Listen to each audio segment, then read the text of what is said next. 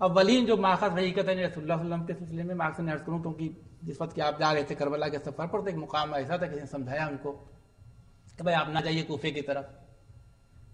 تو ان کا بھائی اگر تم نے یہ بات مدینے میں کہی ہوتی تو میں نے تمہیں اپنے گھر میں جبرائیل کے وحی لانے کے آثار دکھائے ہوتے.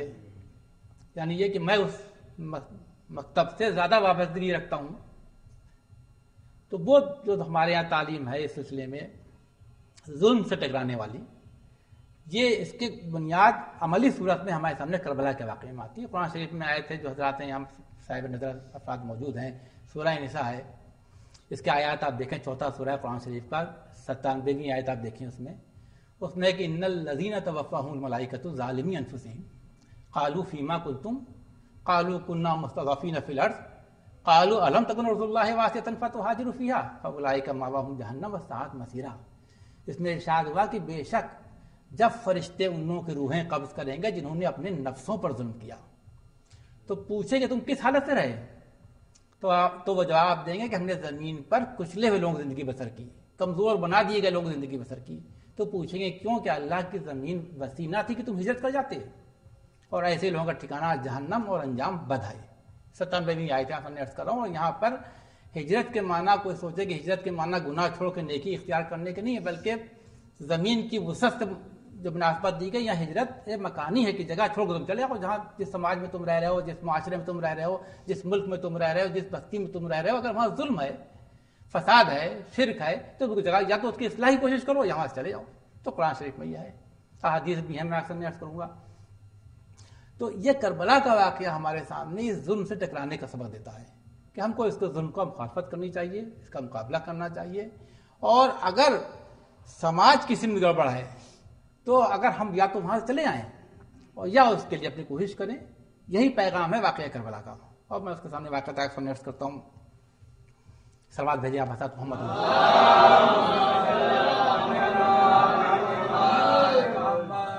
اور تفصیل اس لیے کیونکہ بعض اوقات یہ ہوتا ہے کہ سلوات بھیجیے آپ حضرت محمد.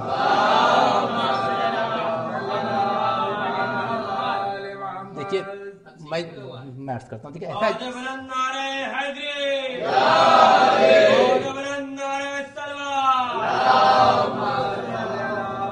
دیکھیے ہوتا کیا ہے کہ میں بات آپ سے کر رہا تھا فرقہ بندی کے تفریقے کی. اس کی بنیاد پر آدمی اچھی چیزیں بھی آنکھیں بند کر لیتا ہے اور صحیح توجہ نہیں ہوتی. تعصب کہیے، جو بھی کہیے، تفرقہ کہیے. چنانچہ یہ بھی کہا گیا کہ صاحب یہ جو تھا امام حسین نے بعض کے نزدیک خروج کیا تھا، حکومت وقت کی مخالفت کی تھی، یہ بھی کہا جاتا ہے، کتابیں اس پہ لکھی جاتی ہیں. تو میں آپ سامنے واقعہ سلسلے میں عرض کرنا چاہتا ہوں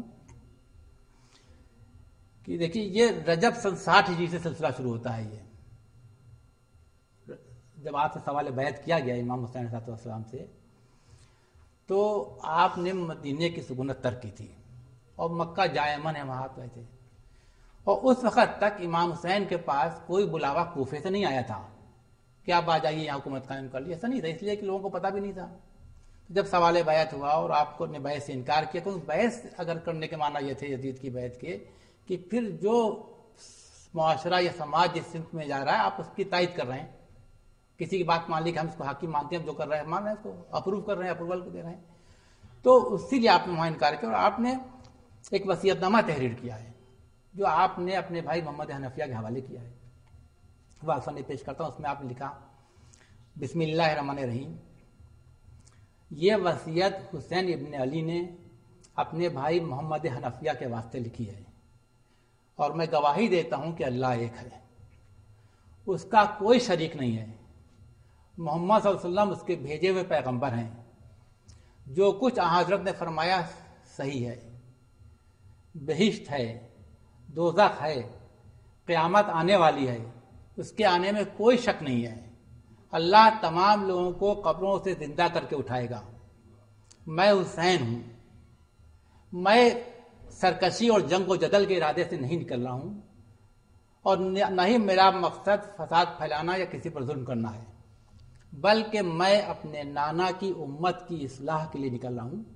میری غرض فقط امر بالمعروف اور نہیں عن المنکر ہے. اس کے بعد آپ نے آگے فرمایا کہ میں ہرگز یزید کے بیعت نہیں کروں گا، بلکہ میں اپنے نانا رسول اللہ کی سنت اور اپنے باپ علی مرتضیٰ کی خصلت پر چلوں گا. اس کے آپ نے فرمایا کہ جو کوئی میری بات کو سنے گا اور اطاعت اختیار کرے گا وہ نیکی اور سلامتی پائے گا، اور جو شخص انکار کر کے دائرہ اطاعت سے باہر ہوگا تو میں اس پر صبر کروں گا یہاں تک کہ اللہ تعالیٰ مجھ میں اور اس میں فیصلہ کر دے گا، اور وہی سب سے اچھا فیصلہ کرنے والا ہے۔ اس کے بعد آپ نے وہ وصیت نامہ لپیٹ کے محمد حنفیہ کو دیا اور آپ نے فرمایا کہ بھائی اب میں تم سے رخصت ہوتا ہوں، سلام ہو اس پر جس نے کہ ہدایت پائی اور سوائے خدائے بزرگوں برتر کے کسی میں قوت اور طاقت نہیں۔ یہ آپ کا وصیت نامہ ہے جو آپ نے لکھ کر کے دیا۔ آپ نے اس میں بتا دیا کہ میں امر بالمعروف اور نہی عن المنکر کے لیے نکل رہا ہوں، اور میرا مقصد نانا کی سنت کا اتباع کرنا ہے۔ یہ آپ نے وہاں جو تحریر لکھ کے دی اس میں کوئی یہ نہیں تھا میں حکومت کرنے جا رہا ہوں اور حکومت قائم کروں گا، نہیں، بلکہ امر بالمعروف اور نہی عن المنکر کو آپ نے اپنے اقدام کی بنیاد قرار دیا۔ 28 رجب 60 ہجری کو امام حسین مدینے سے نکلتے ہیں اور آپ مکے تشریف لاتے ہیں۔ اس کو جائے امن قرار دیا گیا کہ جہاں مچھر اور مکھی کا خون بہانا بھی منع ہے۔ 3 شعبان کو امام حسین مکے پہنچتے ہیں، وہاں آپ کا قیام ہوتا ہے۔ اس کے بعد رمضان کے مہینے میں آپ کے پاس کوفے سے خطوط آتے ہیں۔ کوفے میں جو وہاں افراد موجود تھے حضرت علی کے ساتھیوں میں، ان لوگوں نے اپنے ایک پہلے میٹنگ کی، اس میں سلیمان بن سرد خزائی ان کے لیڈر تھے، اور انہوں نے جب ان کو معلوم ہوا کہ اس طریقے سے عبداللہ ابن زبیر نے، حسین ابن علی نے یزید کی بیعت سے انکار کر دیا ہے اور مکے چلے گئے ہیں، تو آپس میں مشورہ کر کے امام حسین علیہ السلام کو خط لکھا گیا۔ وہ خط میں آپ کے سامنے اس کا مضمون پیش کرتا ہوں۔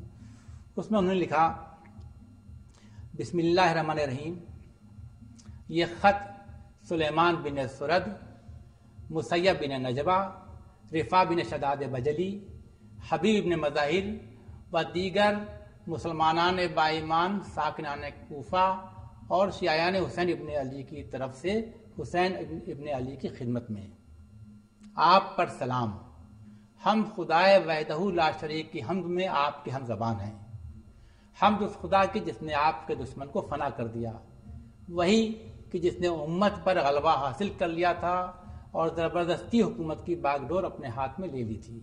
اس نے بیت المال کو غصب کیا، مسلمانوں کی مرضی کے خلاف ان پر حکومت کی، اور پھر ان کے نیک لوگوں کو قتل کرا دیا اور بدکاروں کو چھوڑ دیا۔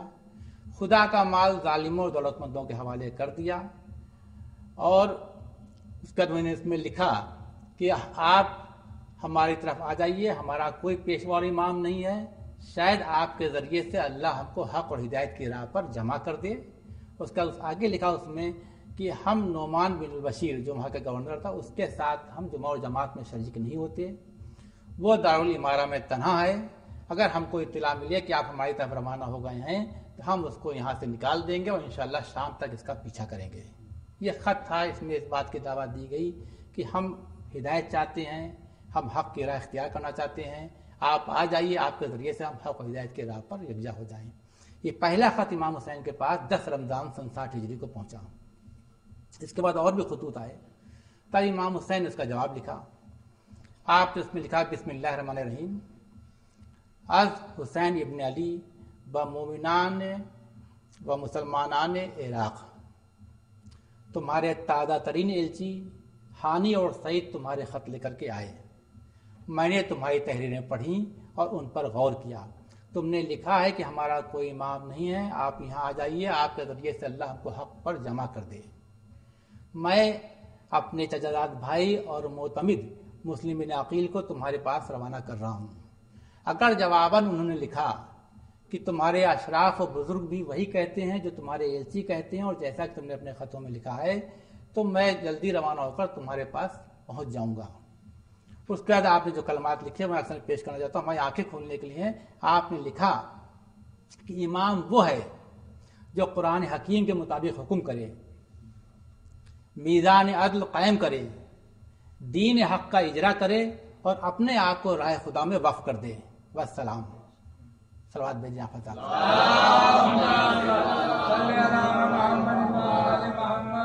یعنی آپ نے واضح کر دیا کہ تمہاری دعوت پر اگر میں آؤں گا تو ان امور کو انجام دوں گا۔